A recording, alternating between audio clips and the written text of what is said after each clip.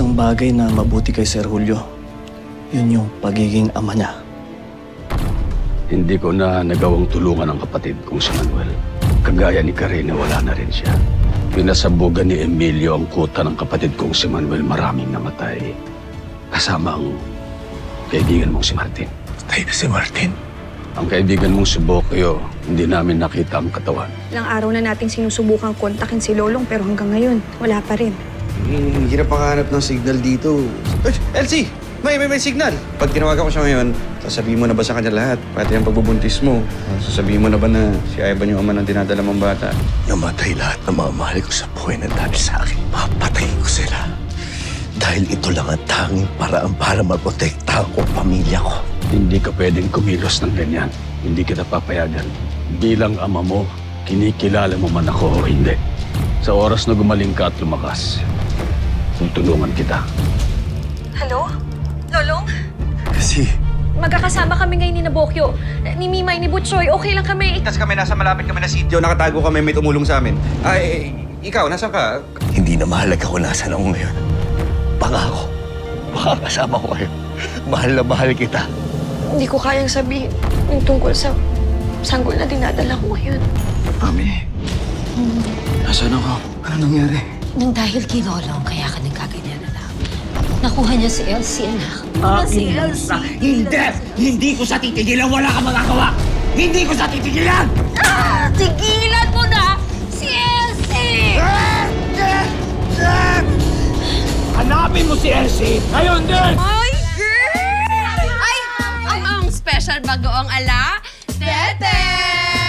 Hindi makakapagmukbang ng manggat bagoong yung mga yan dahil dun sa plano natin. Ang plano natin, nakawin natin yung mulo. Sus, Ginoo! Ninanakaw ni Esther ang mga mangga sa puno ni Tetet! Hanggat merong gustong kumamusok, alis to, mabilis to, di mo kaya harapin to mismo.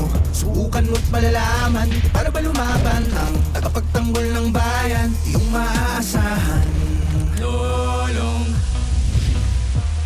Lolong, pangil lang may niwala, nakatakutan, tsak na di ka nauuluan. Kahit na dehado siya pa rin sa huli ang nananalo. Basta't ikaw nasa tama, asahan mo ang mustisya, kasama mo sa iyong laban. Para ba lumaban ang tagapagtanggol ng bayan ng Maynila?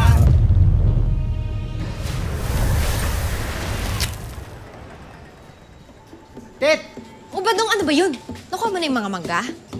Yun nga yung tatanong ko sa'yo. May iba ka bang inutusan para mamitas ng mga mangga? Nakalbo na yung puno eh.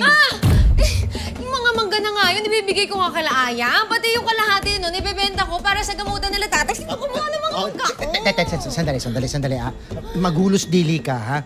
Kumalma ka. Ay, ganito lang yan. Dapat, kung magtatanong ka, dapat ganito. Dapat kalmado ka lang. Ganito yan. Mga kababayan! Kung sino man sa inyo ang nagnakaw sa mga mangga ni Tetet, utang na loob, isinusumpa ko, aasim ang mga pagmumukha ninyo pag hindi ninyo isinole ang mga mangga ni Tetet. Lumabas kayo dyan, mga walang iya kayo! Gusto nyo suntukan na lang tayo! Mamamatay na kayo! Badong, akala ko ba kalmado? Ba't parang mas galit ka pa sa akin? Ingay mo, ano ka ba? Pasensya ka na, nadala lang ako kasi nanghinayang ako kasi pera na, naging bato pa eh. Mangga mo ba yan? Kasi kikitain na dapat yun eh.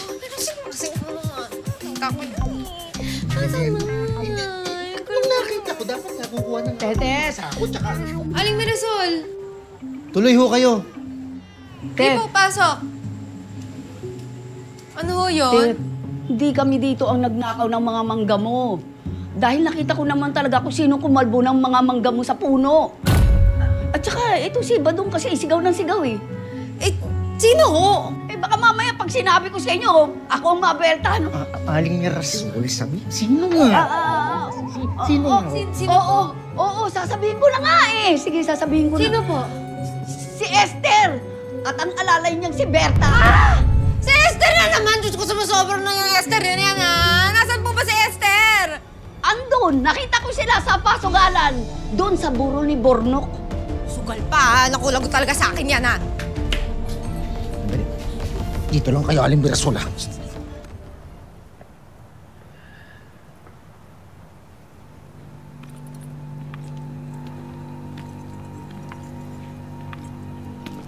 Tama ang desisyon mo na magpakalayo-layo muna kay Elsie. Hindi natin kabisado ang makinarya ni Emilio. Mas mayaman sila, mas makapangyarihan. Baka isang tawag mo lang matrace nila tayo o si Elsie.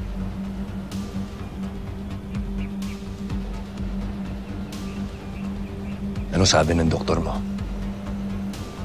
Kailan daw ako gagaling? Matatagalan daw mga ilang buwan. Hindi! Hindi pwede. Kailangan ko gumanti agad. Kailangan ko makasama pamilya ko.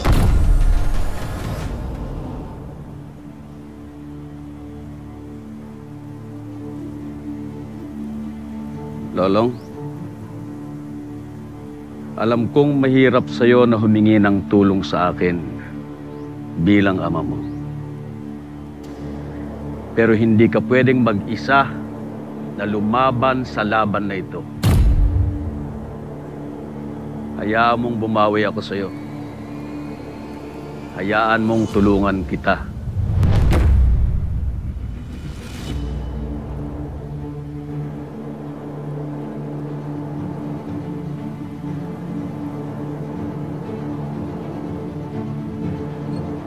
Totoo ba?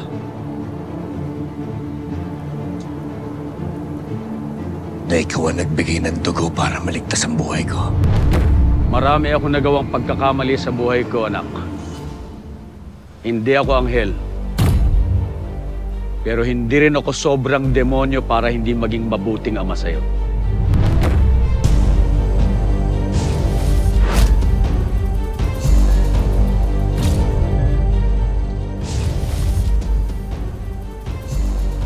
Babawi ako sa mga atraso ko sa'yo. Alang-alang sa mga kaibigan mong nawala, alang-alang sa kapatid kong si Manuel, sa pamilya mo, kay Elsie, sa mga anak mo, mga apo ko. Pagtulungan natin ang laban na ito. Napakaraming kasalanan mo sa akin, Julio. Napakarami ng mga kasalanan mo sa pamilya ko. Sa mga taong mahal ko. Tapusin mo na. Tama ang kwento ko, di ba?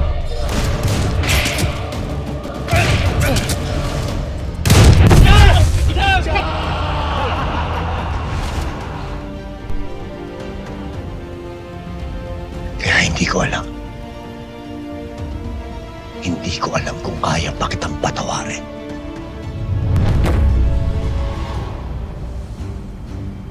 Pero tama ka.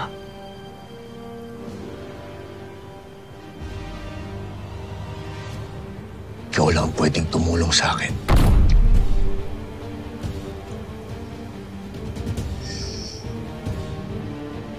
Kaya tulungan mo akong gumanti. Tulungan mo akong ubusin ang lahi nila, Emilio. Sinisigurado ko sa'yo, anak. Gagawin ko ang lahat. Maghihiganti tayo.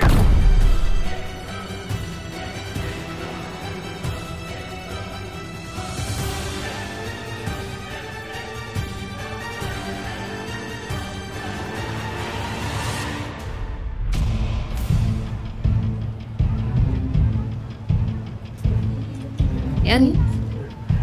Pangit naman ang para mo. Wala mo lang kapare-pareho. Eh, paano hindi pa pangit? Ang baho nung kamay nung nagbabalasa. Mali ba yung tapon mo? Paano ka manalo niyan? Ang baba lang. Ikaw na lang kaya maglaro, ano? Teka lang. Langya ka? Ito yung perang hiniram mo kay Aling Remy? Pinangsusugal mo ba? Di ba sabi mo, pangbayad mo yan ng kuryente dahil maputulang ka na? Ano ka ba? Pinalalago ko nga para dumami. Tsaka huwag ka mag-alala. Meron pa naman yung buyer ng mangga. Nihintay ko pa yun, magbabayad yun. Yung mangga na tinakaw ko kay Tete. Paano palaguin? Hindi ka nga marunong magtapon. O, paano pag natalo ka dyan? Hindi ako matatalo dito. Ano na, tapo ko na? O, teka, ito muna. O, kala mo ha. Tapon na, tapon na. Ito. Yan. Hoy, Esther, di ka lang chismosan, di ka lang mananabotahin, magnanakaw ka pa. Balik mo sa akin mga mangga ko. Totoo ba yung sinabi ni Tete? Ninakaw mo yung mangga niya? Hindi, no? Ikaw, ano naman ang pruweba mo na ninakaw ko yung mangga mo? Ha? May nakikita ka bang hawak kong mangga mo ngayon? Ikaw, mangbibintang ka na nga lang. Kala mo, doon ka nga. Minamalas ako sa'yo eh. Umamin ka na kasi. May nakakita nga sa inyo ni Berta na nililimas niyo yung mga manggano sa puno ni Tetet eh. Oh, ano? Mangga lang, ninakaw pa? Desperada na yata si Esther. Ganyan talaga kasi wala ng pera. Ang lakas ng loob pa magsugal. Manahimik nga kayo. Hanggang dito lang yung usapan, no? Alam mo ikaw, alam mo kung bakit nagkakadaletse-letse yung buhay ko? Dahil sa'yo eh. Ba't di ka na lang kasi mamatay? Huwag mo akong sinisisi sa nangyayari sa buhay mo. Ginusto mo yan. Tsaka huwag mo ibahin ang topic. Ibigay mo sa akin yung mangga ko. Wala sa akin! Wala akong kinukuha! Eh, magnanakaw ka. Nanakaw pala. Ay, wala! Nakita na naman yan! Hindi ako magnanakaw! Hindi ako magnanakaw! Uy! Uy!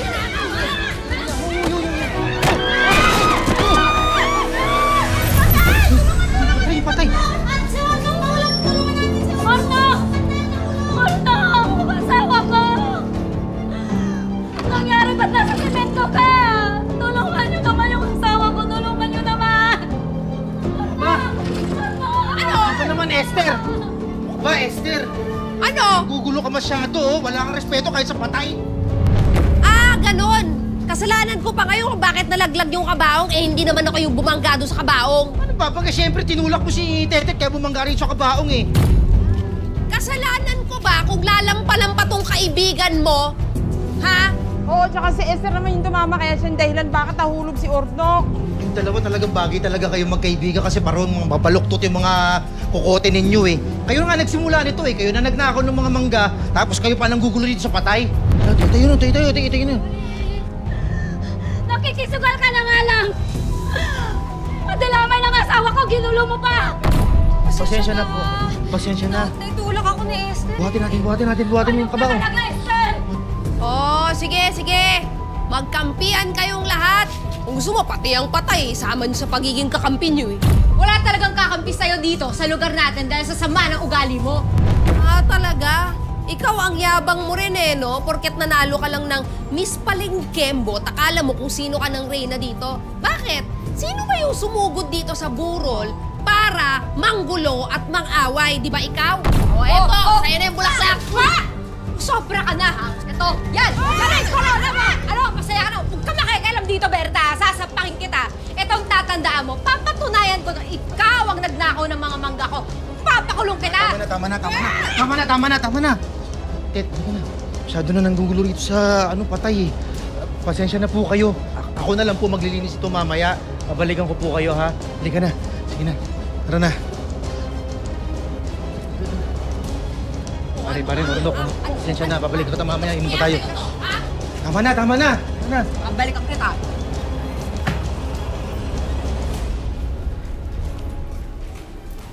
Ikaw naman, di ka man lang tumulong. Eh, nabigla nga ako eh. Tsaka, sasapakin daw ako pag nangialam ako. Nabigla, so nanigas ka. Ano ka, patay? Gusto mo ipasok kita doon sa loob ng kabaong?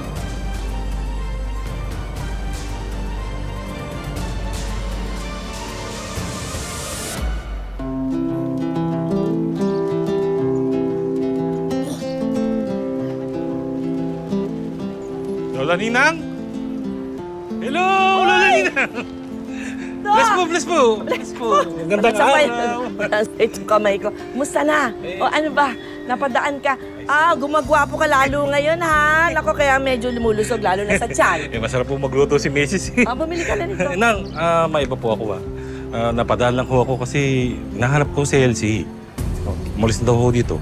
Ay, oo nga. Umalis silang biglaan ni Lolong. Hindi nga nagpaalam eh. Teka, ano ba sadya mo?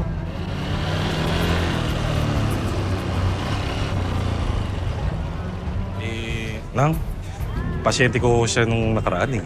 Nagpatingin po kasi sa akin kasi nahihilo. Hindi na ho nabalikan tong resulta ng test niya. Test? Dahil hindi naman kayo iba sa akin at sa kanya, sa inyo ko na lang ho iiwan. Oo.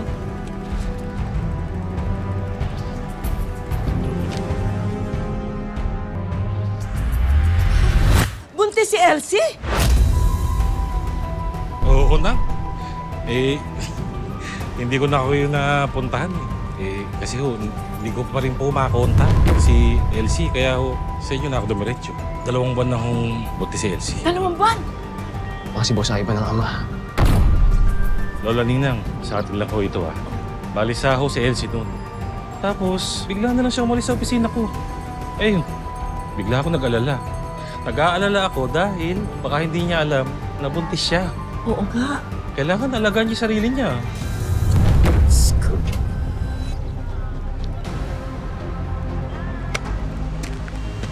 Ay! Balik mo yan! Magnanakaw! Bakit mo kinuha yan? Ay!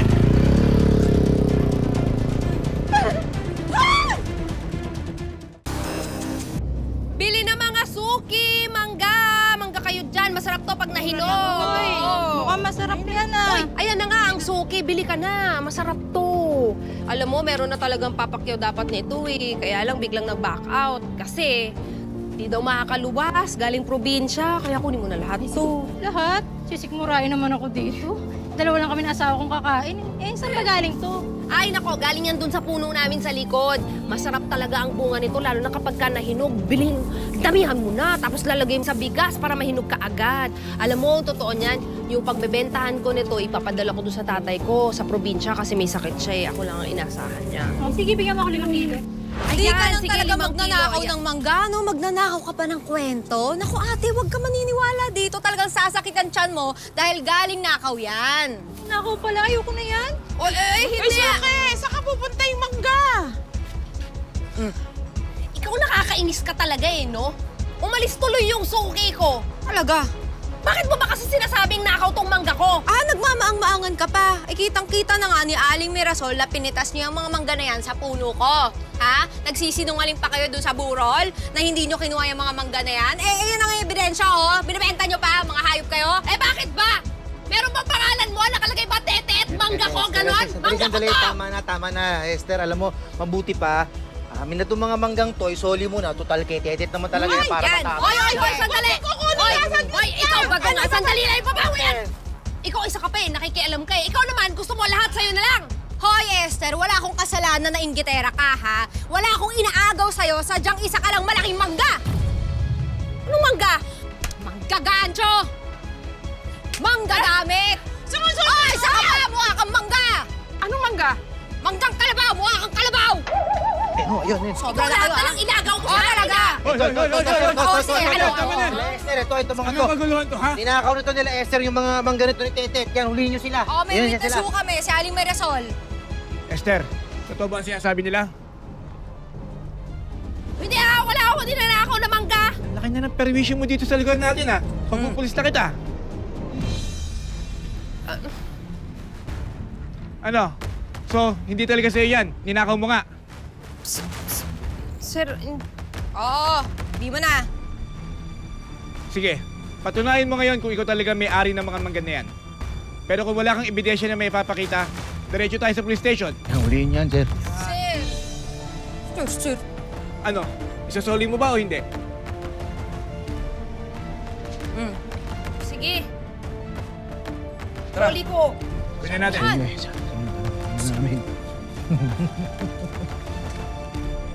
Pagtanakaw.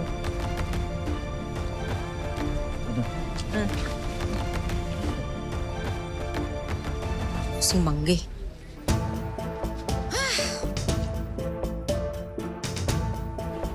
Utang na lang pa.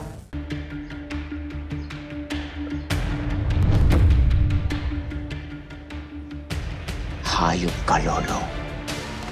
Pagbabayaran tong ginawa mo sa akin.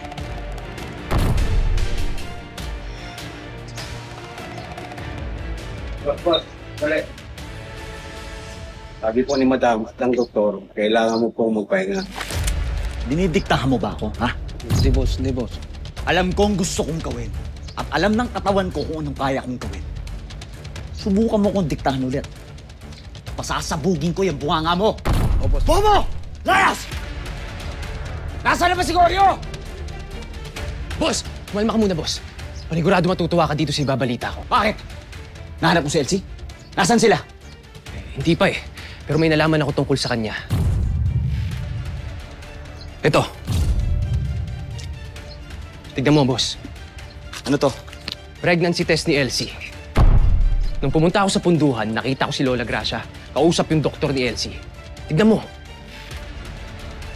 Buntis si Elsie. Boss, 2 buwan na.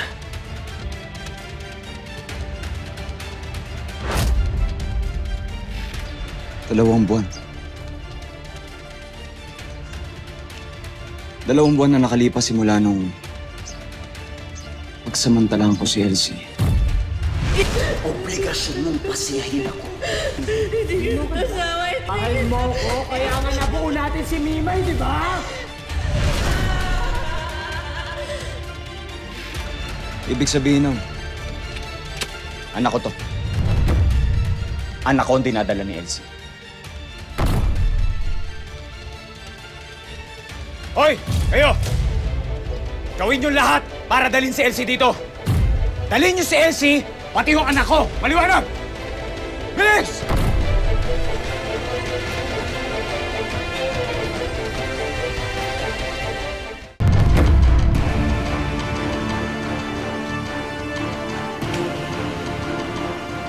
Mahina pa rin ang katawan mo, Lolong. Masyadong malaki ang pinsalang tinamo mo. Dahil sa tama ng mga baril.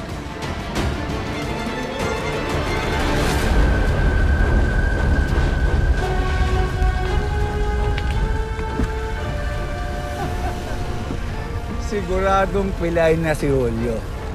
Marami sa armas at tao niya nasa warehouse. Pero hindi pa rin natin alam kung nasa ng kuta ng Julio.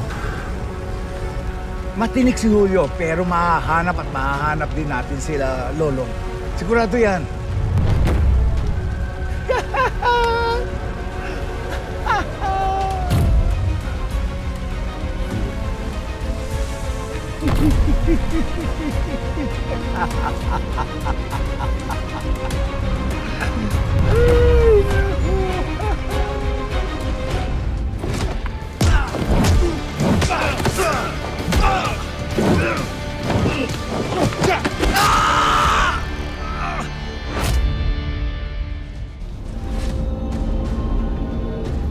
Buhay ito ng tao ko sa bagong mansyon ni Donna.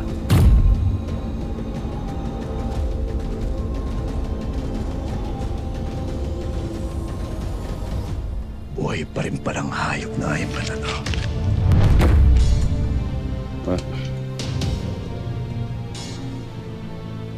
Malapit na, Lolong.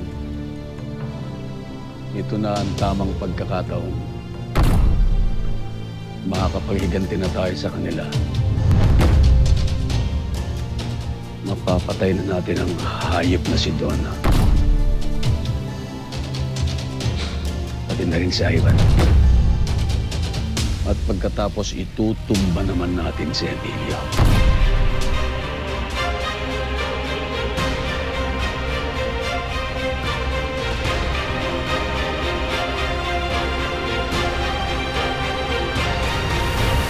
Nahanap ko na si Elsie. Salot ang babaeng yon. Ang dapat sa kanya, pinapatay. Hindi mo siya pwedeng patayin. Dahil buntis siya at ako ang ama ng dinadala ni Elsie. Nabuo siya nung araw na kinahasa ko si Elsie. Kung gano'n, dalhin mo sa akin si Elsie.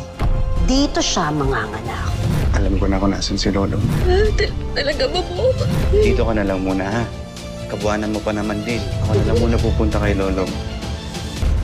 Javier, ihandaan yung mga armas. Nasa panganib ang buhay ng pamilya ko. Parang wala ka pa yatang balak imbitahan kami dito sa pa-birthday mo, ah. Kaya na kayo dito. Para sa lahat naman to, eh. Sinasabi ko na nga ba, wala ka talagang magandang gagawin, Esther, eh, no? Alam nyo, sobrang-sobra na yan, Lola, eh. Pagkain lang naman yan, eh. Bakit ipinagdadamot nyo? Susugod tayo kay Donna. We have a new baby. Elsie, hintayin mo ako. Babawiin kita kay Ivan.